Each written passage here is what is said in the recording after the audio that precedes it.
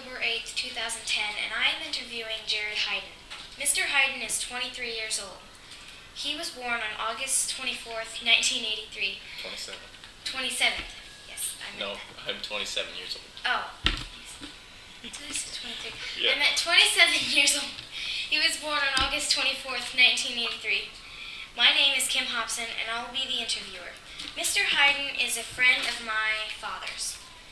Mr. Hyden, could you state for the recording what war and branch of service you served in? I was in the Army, and I served in Operation Iraqi Freedom. Okay. What was your rank? E5 Sergeant, And where did you serve?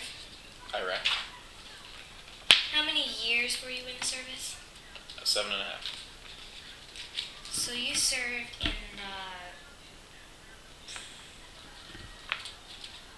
Okay, so you served... It was 2001, 2001. 2008. Were you living at the... Oh, yes, you were living at the time. Oopsies. How did you happen to serve in the war? It's always been something I wanted to do. I joined the Army when I was 17 and went on from there.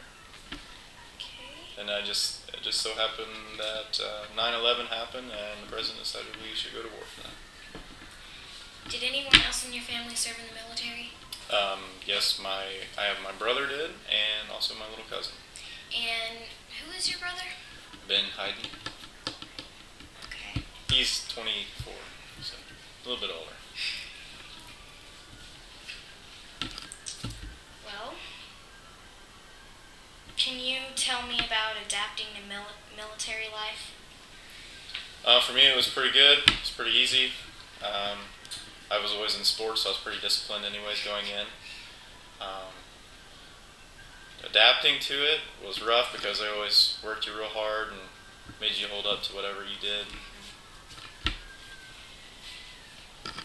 How did you choose the branch of service you served in?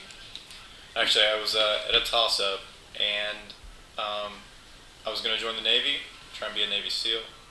But I changed my mind because the recruiter for the Army had better options, different things that I wanted to do. And I eventually went in wanting to be a Army Ranger and ended up not going. So, not to be a Ranger, but I was still infantry and still got to do all the same stuff. So what kind of training did you have? Oh man, started out at basic training, and then you have what's called basic training, then you have AIT, and then after you get back from basic training and AIT, you go home, and you have to have a certain rank in order to go to a secondary school, which I went to. Is called Warriors Leaders Course, and that's where I learned how to lead people, how to train people, and they promoted me to the rank of sergeant through there. So it's one of the mandatory courses you have to become a NCO or non-commissioned officer. Okay. Friendships formed? Nothing like it. Brothers from the beginning. Okay. Were you still overseas when the war ended? No. Okay. No, I was there right when it started. We were literally one of the first ones in. Where were you? I can't say that exactly. Okay. It's okay. Some questions I'm not going to be able to answer. Okay. But other than that, everything's fine. So how did you return home? Just airplane. Just had to fly back for 24 hours. Wow. There and back is 24 hours flight. Oh. It was kind of cool because when we were flying there, we were flying into the future because the time split, they're 8 hours ahead of us. So it was like kind of flying into the future. It was kind of cool. And then on the way back, we were flying back and back in time. Back 8 hours. So how hard was it to return to civilian life? Very hard. When you're gone for a year, a lot of things change. A lot of people change. A lot of people grow up. And it's very, very, if you're not ready for it, it's very hard. And still today, it's been 7 years since I've been back, and there's still little things that you have to get used to. Still. Were any of your friends or anyone that you knew in the same war? Yes. Actually, a couple of my very good friends from school actually went and served with me. So. How has being in the military affected your life? Immensely. Being in the military has made me and my wife's relationship a lot stronger because she was with me through basic training the whole time I was at war, and the separation made us stronger, I feel. It's awesome. It's crazy how much you realize how much you love something when it's not there. So, when did you meet your wife? We went to school ever since 4th grade. We were high school sweethearts. Been together ever since we were. She probably kill me if I say it, I think freshman or sophomore. So don't tell her I said that. Okay. Can't remember. So you have 2 kids now? Yep.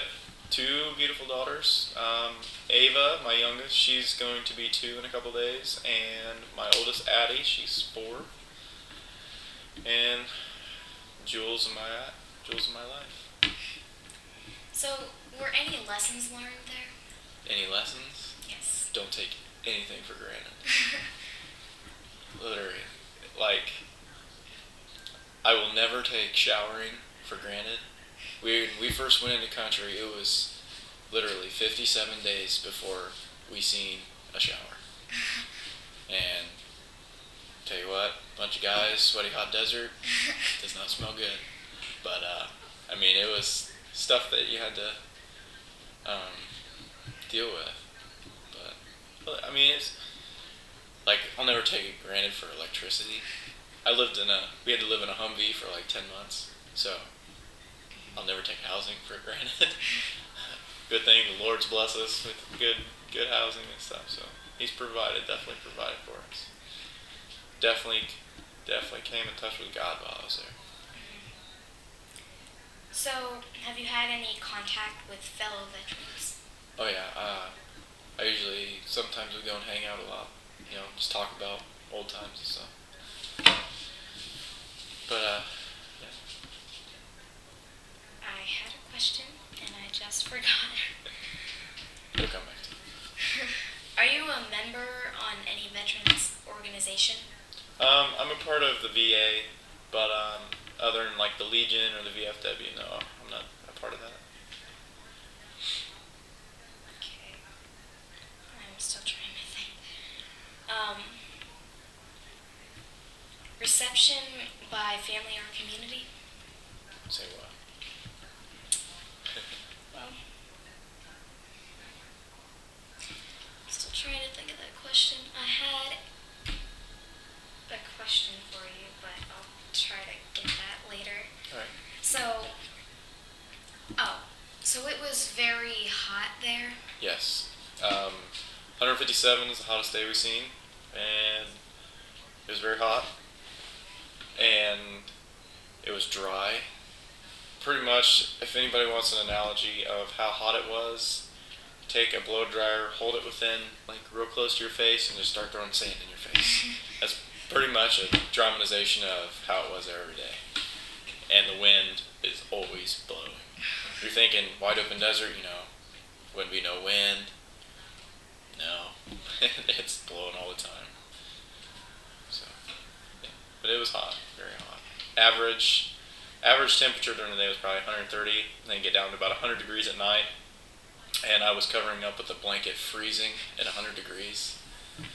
So, it's amazing how your body can get acclimatized to the heat and the cold.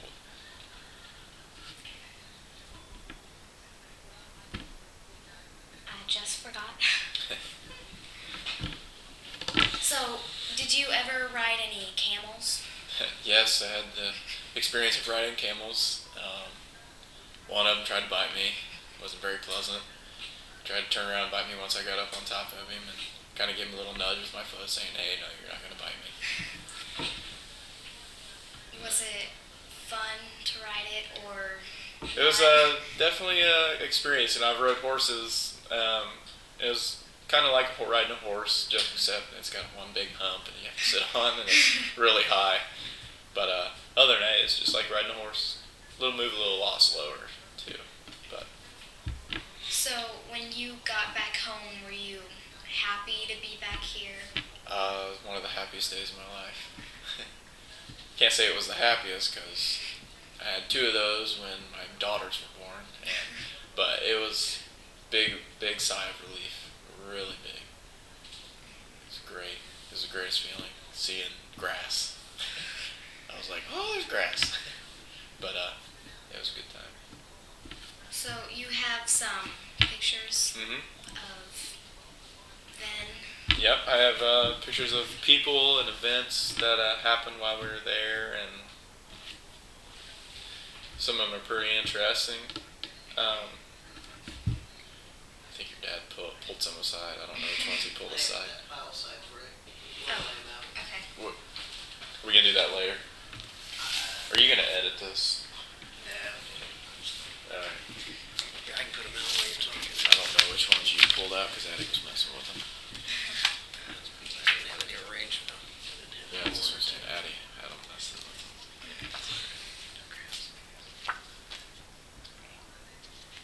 So, how much do they have different coins there that are? Yep. Actually, I was able to get some Fedaheen, or not Fedaheen. Kato. I can't remember the name of the currency they had. But some of them I've gotten, and I got coins from different countries, like Turkey, the Ukraine, just coins that were there in circulation that I just picked up from like the markets and stuff they had. So, how much money would our money be worth there? Every dollar is $10 of theirs. Like if we brought $1 over there, they would have to give us $10 for that $1. So I mean, if you brought over 100, they'd give us 1,000. So I mean, it's quite a different ratio of money, currency. Did you ever enjoy using our money there, or did you use their money there? We really never got to go into the markets and buy anything Okay. because it's very dangerous, very crowded, and you never know what's going to happen in a market. Somebody could just walk up beside you and hurt you. We tried to stay away from the markets. That's all I gotta say. So, did you ever enjoy being there at any time, any exciting time there that you had? Yeah, I mean, every day, scary, waking up, seeing, whoa, desert, what am I doing here, But that's when your comrades and your buddies come into play because they help out. We're all there together. We need to make the best of it. Try and keep morale up. A couple good times, like we had an insider that would go into the city for us. He actually brought us back as a gift an Xbox and a TV. And we were like, that was like the happiest day of our lives. We were the whole time there because we were like, oh yeah, we got a TV. Oh wait, we don't have electricity. How are we supposed to play it? So I mean, it was fun. It was cool that we got it, but I mean, we couldn't use it. It was really cool though that and this guy that brought it to us, I mean, he was enormous, huge. Like I'm talking 6'8", probably 300 pounds. Huge guy. Very nice. Very nice. I can't remember my question again. Can you pause it?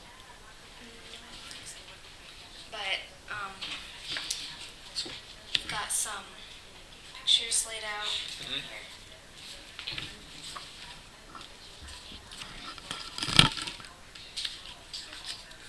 Put it out here. If you want to take it off of the stand. Here are some pictures that he has. And this one, you got stuck in Yep. something. That one, for all these pictures, there's definitely a story behind every one of them. This one, I'll just point to him. This one, we were doing patrol out in the desert, and we didn't see it, and we couldn't tell what it was, but we were driving, and I was up in the gun, and we hit this, and it's sinking sand, and that happened. We sunk that fast in a matter of seconds. And I was up in the gunner's hatch. I got thrown out, landed on the hood, hit the brush guard, and landed down on the ground. Had a big bruise up and down my body for like a month. Didn't feel too good, but luckily everybody was all right. You still survived. Yeah. So did any of your friends or anyone die during the war? We were lucky enough to have no one die, so our training played in good with that. So. And so did you guys ever do laundry differently than we did? Yeah, I actually have a picture of it. It's in there somewhere. It's not laid out. Yeah, our laundry consisted of laundry detergent, a tub, and bottled water that we had, and just scrubbed it together, trying to get all the salt and stuff out of it from sweating so much. Literally, you would wake up at 7 o'clock in the morning and be covered with sweat. It was just that hot every day. Here's a picture of you riding the camel. Yeah, so was it anyone you knew that had a camel there? No, they were mostly just locals that were there. I can't show that. No. They were just locals. They heard them, and they seen us, and they were like, waved us over and like, hey, you guys want to ride a camel? And we were like, yeah, sure. We had guys pull guard while one of us went over and rode the camel. It was pretty cool. Okay. And here's some money, which I can't see that. Yeah. These are coins that we got from being over there. A general came by and gave us these. We're there for doing service. It's two-sided. It's Operation Enduring Freedom on one side and Operation Iraqi Freedom on the other. They're a lot heavier than our coins. So. And the Kuwaiti president actually gave us this coin. It's pretty interesting. He was a very nice fella. And we got this from pulling guard on an Air Force base. We were the only Army unit on this entire base, full of Air Force people, and we were pulling security for them. It's called Ahmed Al-Jaber. I can't ever say it. Ahmed Al-Jaber Air Base in Kuwait, and they were pretty nice people there. One thing about the Air Force is they always have good food. Us Army guys, we always have to scrounge around for ours. And here's some other pictures. That was me I turned 19 when I was there, and that was me on my birthday. We just got back from a mission. This is my buddy Matt. He was our chef. He was the one doing all the cooking. He was a pretty darn good cook. And this thing he's standing in is our fire pit. We usually put wood underneath it and lay a grate on it and cook whatever animals we could scrounge around that day. Usually it was rabbit or lizard or goat. Maybe some sheep every once in a while. But yeah, he cooked it up real good. Did you guys ever celebrate your birthday at any time? There was nothing really we could do to celebrate. We were out in the middle of the desert.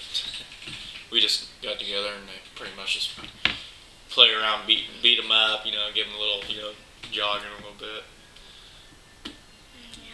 this picture here is actually it's a biblical place. This is called the ziggurat. It's where Abraham was born. He's from the Bible. I don't know if anybody's ever heard of it, but that's what that is. So on the first day you got there, were you happy, excited, or just scared out of my mind? It wasn't really scared. It was nervous. Oh, no, it was scared. It was definitely scared, and just unexpected knowingness of what is not gonna happen.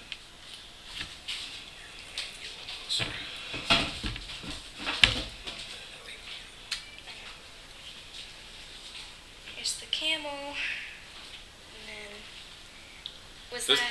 This is we had to go in and search this guy's house because we heard that he was shooting U.S. soldiers, so we had to go in and capture him. And we found all these guns that he had. He had sniper rifles. He had multi-machine guns, and they're allowed to have one machine gun for hunting and self-defense. Like this would be his home defense gun. But the sniper rifles is a big no-no, especially if he's good with it. So, were you ever nervous meeting anyone new there? Not really. They were more nervous than we were, because we are coming into their country and they are not knowing what we're going to do to them. It made them very nervous. I mean, we were nervous too, not knowing, are these guys going to shoot us or hurt us in any way? Yeah. Well, here's the laundry picture. Was it really hard doing the laundry? Or No, it wasn't hard. It's just trying to find time to do it. yeah. When you got home, were you happy that you could actually use electronics? Yes, I was very much so. I think the first thing I went and did was bought a CD player so I could listen to music. But Well, thank you so much for doing this. No problem.